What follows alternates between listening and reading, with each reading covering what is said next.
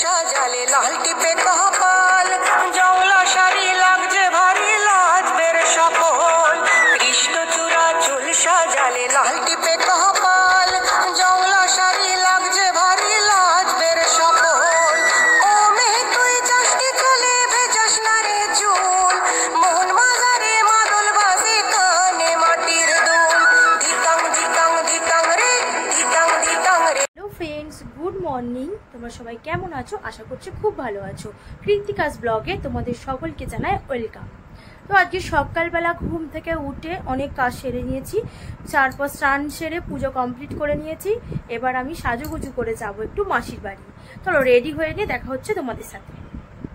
এখানে মাও রেডি হয়ে গেছে আর মাম্মামও রেডি হয়ে গেছে।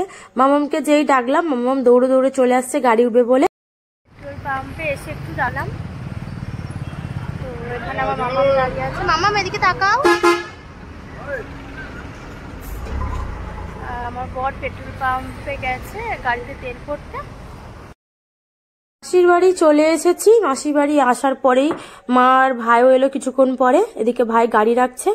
আর মাসির বাড়ি আসতেই মাসির সঙ্গে সঙ্গে খেতে দিল চাউমিন। বসে বসে চাউমিন খাচ্ছিলাম। আর এদিকে সবাই রান্নার তোড়জোড় চলছিল। এদিকে গ্যাসে রান্না হচ্ছে আর এদিকে উনানেও রান্না হচ্ছিল।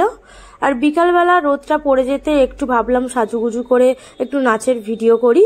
তো নাচের ভিডিও করছিলাম, চলো তোমাদের একটু ভিডিওটা দেখাই।